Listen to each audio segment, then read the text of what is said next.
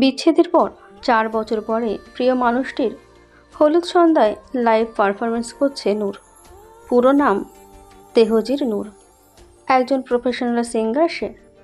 মাসখানেক আগে তাদের সাথে কন্ট্রাক্ট করেছে মিনিস্টার আসমিন জাইনের বিয়ে সানভি। সব কিছু জেনে শুনেই কন্ট্রাক্ট পেপার সাইন করেছে নূর, যে বর্তমানে স্টেজ কাঁপাচ্ছে নিজের সুরেলা গলার গান দিয়ে। তার সাথেই একদল মেয়ে গানের তালে তালে নেচে যাচ্ছে। নূরও তাদের সাথে তাল মেলাচ্ছে মাঝে মাঝে। তার দিকে রক্তচক্ষু নিয়ে তাকিয়ে আছে আসমিন, অথচ তাকে দেখে বোঝার উপায় নেই এই মুহূর্তে তার রাগ পুরো কমিউনিটি সেন্টার জ্বালিয়ে দিতে পারে। আসমিনের বাবা কিছুটা আঁচ করতে পেরে মুচকি হাসলেন।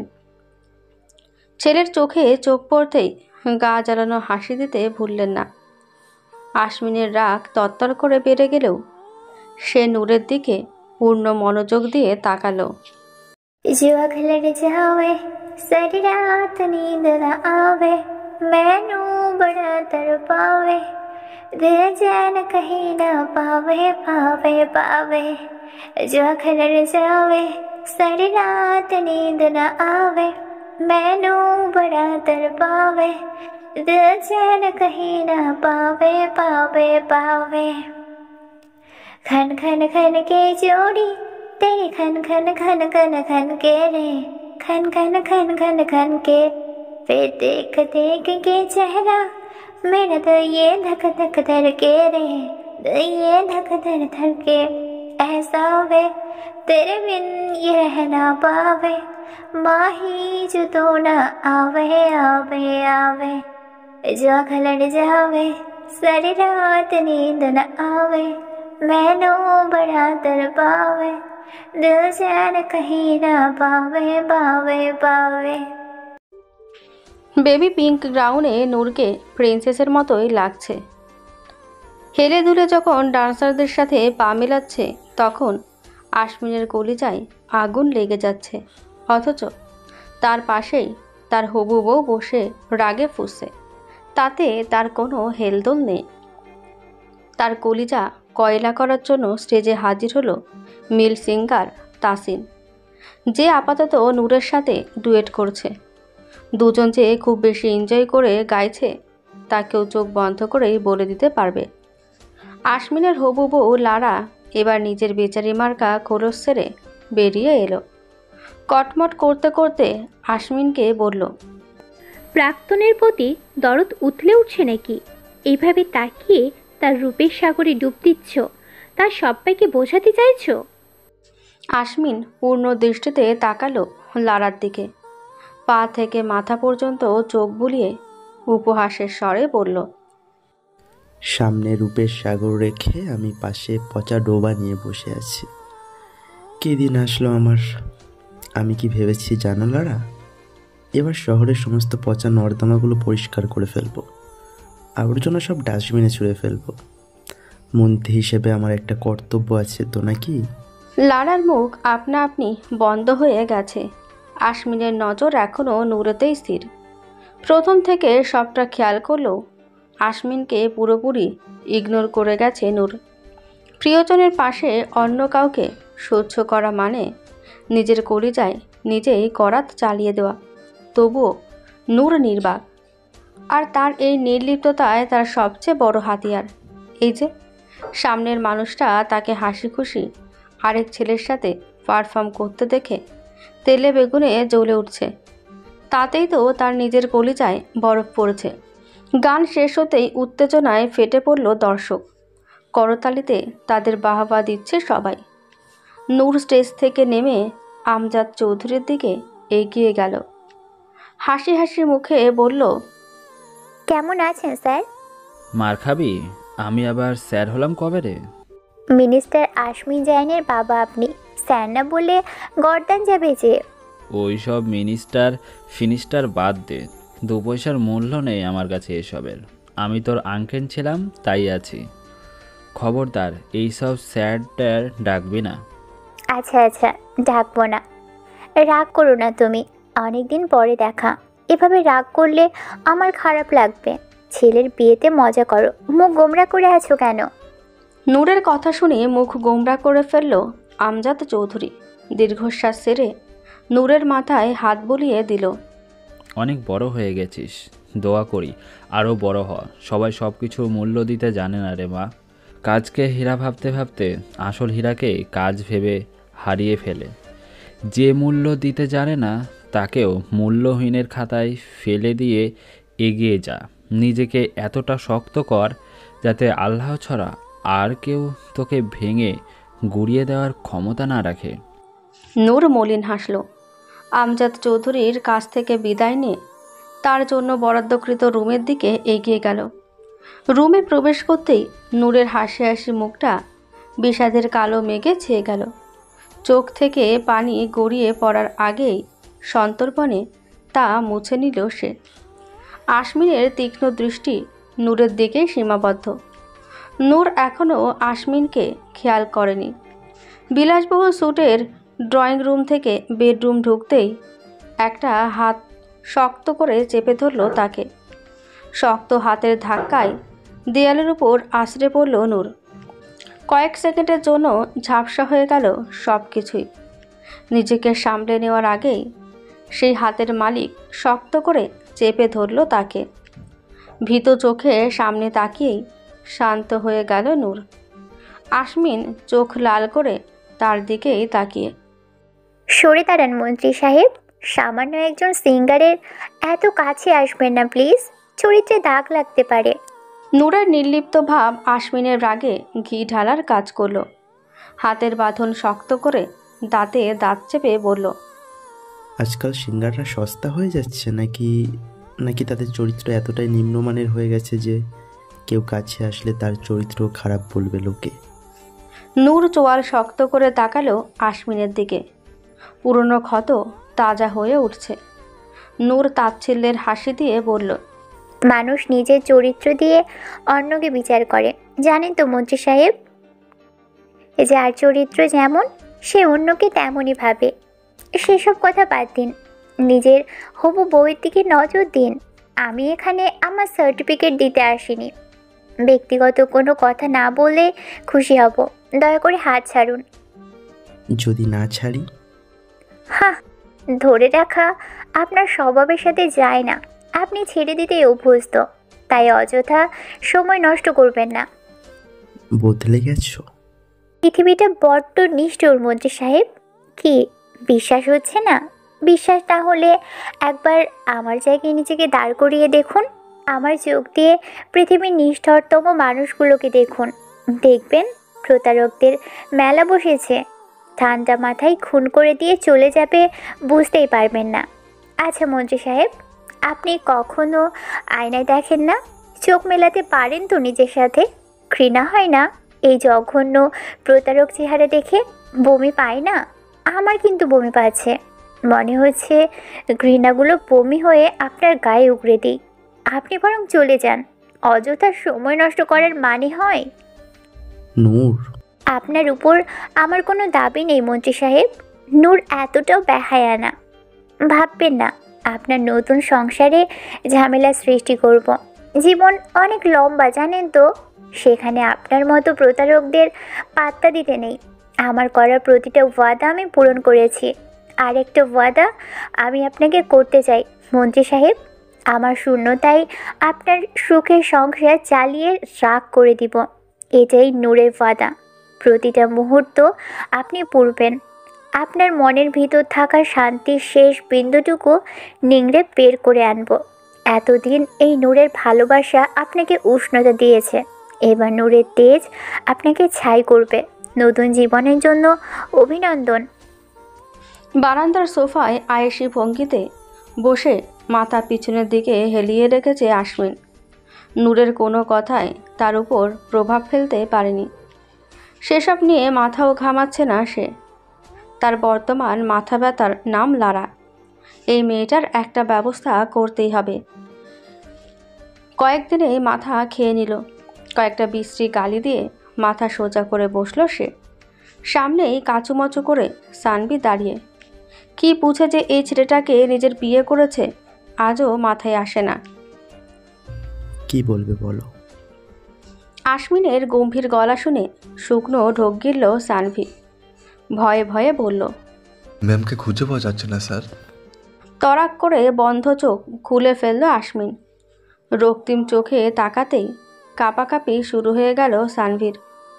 আশমিন নিজের ফোনে দৃষ্টি রেখে গম্ভীর গলায় বলল, নূর রুমেই আছে শান, অযথা আমার সময় নষ্ট না করে বাকি দিকটা সামলাও। আমি লারা ম্যামের কথা বলছি স্যার। সানভির তাড়াহুড়ো জবাব। বিরক্তিতে কপাল কুঁচকে গেল আশমিনের। তবে চেহারায় তার রেশমাত্র নেই। শান্ত ভঙ্গিতে শুভ্র পাঞ্জাবির পকেট থেকে লিভার বার বের করে শান্ত গলায় বলল, ওই মেয়েকে আরেকবার ম্যাম বললে এই রিভলভারের একটা গুলি তোমার নামে দান করে দিব। বুঝে শুনে কথা বলবে এরপর থেকে, ঠিক আছে? তাড়াতাড়ি মাথা নামিয়ে সম্মতি জানালো সানভি।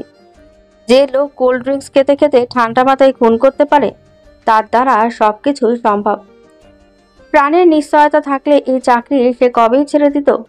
এসবে এমনভাবে জড়িয়ে গেছে যে চারিদিকে শত্রুর অভাব নেই। আশমিনের ছায়া মাথা থেকে উঠতেই সে দুনিয়া থেকে উঠে যাবে। লারাকে আমি সরিয়েছি, তাই চিন্তা বাদ দাও। ঠিক আছে স্যার, তবে অভয় দিলে আর একটা কথা বলতাম। আশমিন শান্ত চোখে তাকালো সানভির দিকে। সাথে সাথেই সানভি গড়গড় করে সব বলতে শুরু করলো। আপনি লারাকে যে গোডাউনে রেখেছিলেন সেখানে সে নেই স্যার। আমাদের গার্ডদের চোখ ফাঁকি দিয়ে কেউ তাকে নিয়ে গেছে। আশেপাশে সব জায়গায় খোঁজ চলছে, কিন্তু কোনো আশানুরূপ খবর এখনো পাইনি। আশমিন চোখ বন্ধ করে মনে মনে বলল, কাজটা তুমি ঠিক করলে না নূর। আমার কাজে বাম হাত ঠোকানো আমি পছন্দ করি না। আমার অপছন্দের কাজগুলোই তুমি সবচেয়ে বেশি করো। ফলাফল ভোগ করার জন্য তৈরি থাকো। চোখ বন্ধ রেখেই সানভিকে বলল, এই মুহূর্তে শুধু আমার মায়ের কাছে এই খবরটা পৌঁছে দাও যে বউ পালিয়েছে, আর অন্দরমহল খালি করে দাও। শুধু আমার কাছের মানুষগুলো ছাড়া আর কেউ যেন না থাকে। Okay sir. হন্তদন্ত পায়ে বেরিয়ে গেল সানভি। রাত 3টেই আরামের ঘুম বাদ দিয়ে এসব করতে হচ্ছে। কালারফুল প্রজাপতির মতো সুন্দরী মেয়েরা এদিক সেদিক উড়ে বেড়াচ্ছে, অথচ তার সেদিকে নজর দেওয়ারও সময় নেই। এই জীবন রেখে কি হবে? এর যে সন্ন্যাসী হয়ে বনে জঙ্গলে ঘুরে বেড়ানো ঢের ভালো। ভোর রাতে মিসেস কামিনী চৌধুরীর বিলাপে ঘুম ভাঙল সবার। আশমিন একমনে নূরের দিকে তাকিয়ে আছে। নূরের রুমে হিডেন ক্যামেরা লাগিয়েছে সে।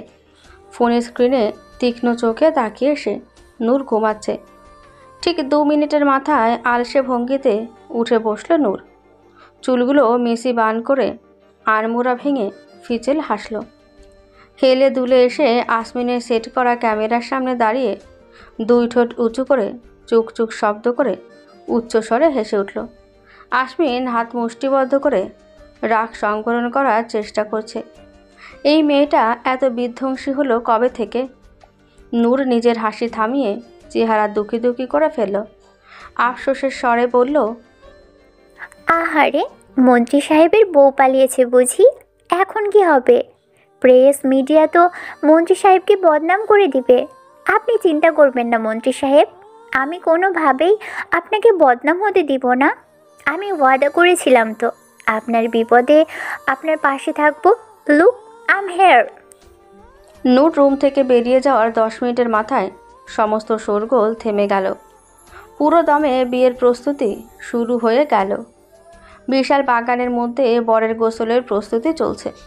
এক সাইডে নূরের ব্যান্ড একের পর এক গান পারফরমেন্স করে যাচ্ছে। আজকে নূর এখনও স্টেজে ওঠেনি। সে আশমিনের আসার অপেক্ষায় আছে। তার পারফরমেন্স শুরু হবে আশমিন আসার পর।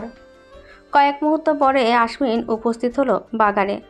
শুভ্র পাঞ্জাবিতে রাজকুমারের মতো লাগছে তাকে। হলদেটে গায়ের সাথে পাঞ্জাবিটা অসাধারণভাবে মানিয়ে গিয়েছে। তার তীক্ষ্ণ দৃষ্টি নূরের দিকে স্থির। নূর মাছি তাড়ানোর মতো হাত নাড়াল। আশমিন বাঁকা হেসে গোসলের জন্য নির্ধারিত জায়গায় গিয়ে দাঁড়াতেই মহিলারা তাকে আবারও হলুদ মাখিয়ে দিল। স্টেজে তখন শুভ বিবাহ গান বাজছে। আমজাদ চৌধুরী হাঁক ডেকে নূরকে বলল, এইদিকে আয় তো তেহসিব মা, আশমিনকে হলুদ লাগিয়ে দে। নূর শয়তানি হেসে হাত ভর্তি হলুদ নিয়ে এলো। নূরকে আসতে দেখে মহিলারা একপাশ হয়ে দাঁড়িয়ে গেল। আশমিন শান্ত চোখে নূরের দিকে তাকিয়ে। নূর আশমিনের মুখোমুখি দাঁড়িয়ে গুনগুন করে গান গাইতে লাগলো। আমার জায়গায় বসিয়েছো অন্য কাউকে যেমন, তোমার জায়গায়ও দিয়ে দিব অন্য কাউকে তেমন। আশমিনের গায়ে হলুদ লাগিয়ে দিতেই আশমিন নূরের হাত চেপে ধরল। হ্যাচকা টানে নূরকে ঘুরিয়ে নিল। সাথে সাথে আশমিনের বুকের সাথে নূরের পিঠ লেগে গেল। আশমিন হালকা নিচু হয়ে গুনগুন করে গাইল, तेरे मुस्कुराना नजारी झुकाना मेरे लिए बस मेरे लिए। নূরের গালে নিজের গাল ঘষে দিল। নূর বাঁকা হেসে সামনে বসে থাকা কামিনী চৌধুরীর দিকে তাকালো। সে কটমট করে তাদের দিকেই তাকিয়ে। লারাকে এখনও পাওয়া যায়নি। নূর তাদের আশ্বাস দিয়েছে সে সময় মতো লারাকে বধূ বেশে উপস্থিত করবে। কামিনী চৌধুরী জানেন নূর নিজের কথা রাখবে, তবুও নিশ্চিন্ত হতে পারছেন না। আশমিনের মতিগতি তার ঠিক লাগছে না। ভালোই ভালোই বিয়েটা মিটে গেলেই হলো। আশমিন নিজের রুমে দাঁড়িয়ে বর বেশে তাকে কোনো দেশের রাজা লাগছে। কিছু একটা ভেবে শয়তানি হেসে বিড়বিড় করল, তোমার জীবনে কালবৈশাখী ঝড় তুলে দেব তেহজিব, ঠিক যেমন আজ আমার হৃদয়ে ঝড় উঠেছে।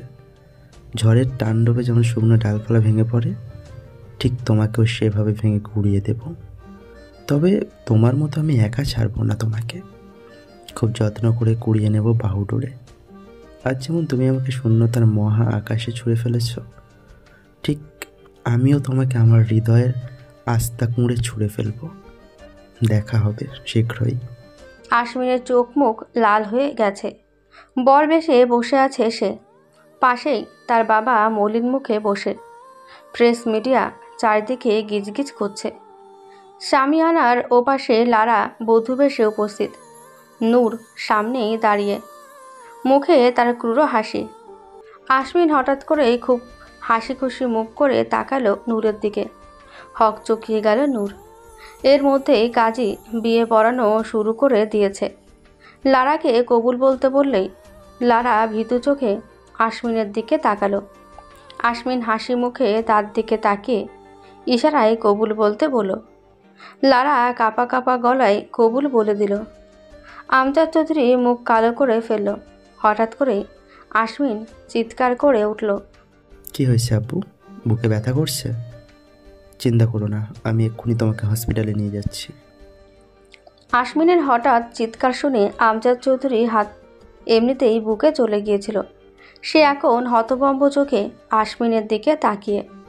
আশমিন ফিসফিস করে বলল, যদি চাও এই মেয়েকে বিয়ে করে সত্যি সত্যি তোমাকে হার্ট অ্যাটাক না দিই, তাহলে আমার সাথে এই মুহূর্তে হসপিটালে চলো। আমজাদ চৌধুরীর এবার সত্যি বুকের ব্যথা শুরু হয়ে গেছে। আমজাদ চৌধুরীকে যখন হসপিটালে নেওয়ার তোড়জোড় চলছে, ঠিক সেই মুহূর্তে তাদের সামনে হাজির হলো নূর। আশমিন চোয়াল শক্ত করে তাকিয়ে আছে তার দিকে। সানভি আমতা আমতা করে বলল, সরে দাঁড়ান ম্যাম, স্যারকে এখনই হসপিটালাইজ করতে হবে, না হলে যে কোনো সময় দুর্ঘটনা ঘটে যেতে পারে। নূর বাঁকা হেসে আমজাদ চৌধুরীর কাছে গিয়ে দাঁড়ালো। কামিনী চৌধুরী তাকে ধরে বিলাপ করে যাচ্ছে। লারা ভয়ের তো চেহারা নিয়ে পাশেই দাঁড়িয়ে। নূর আশমিনের দিকে তাকিয়ে শয়তানি হাসি দিয়ে বলল, সবাই শান্ত হন, কেউ অস্থির হবেন না প্লিজ। আঙ্কেলের গ্যাস্ট্রিকের ব্যথা হয়েছে, ছেলের বিয়ে বলে কথা, হেভি খাবার খাওয়ার এই অবস্থা, নাথিং এলস। আশমিনের সামনে গ্যাস্ট্রিকের মেডিসিন এগিয়ে দিয়ে বলল, নিন, এটা আঙ্কেলকে খাইয়ে দিন, 10 মিনিটেই ঠিক হয়ে যাবে। আপনি বরং ভালো ছেলের মতো বিয়েটা করে নিন, সুন্দরী সুশীল বউ অপেক্ষা করছে তো। বিয়েটা আপনাকে করতে হবে মন্ত্রী সাহেব, না হলে আমার শূন্যতা অনুভব করবেন কিভাবে? আমাকে ফিরে পাওয়ার বিন্দুমাত্র আশার স্বস্তি আমি আপনার ভিতরে অবশিষ্ট রাখবো না। নূর তার কথার খেলাপ করে না। শেষের কথাগুলো ফিসফিস করে বলল নূর। আসমিন তার দিকে শান্ত চোখে তাকিয়ে। ভিতরে রাগে ফেটে পড়ল, বাইরে সে একদম শান্ত। নূরের দিকে তাকিয়ে বাঁকা হাসল সে। নূরের দিকে ঝুঁকে ফিসফিস করে বলল, আমি একজন মন্ত্রী নূর।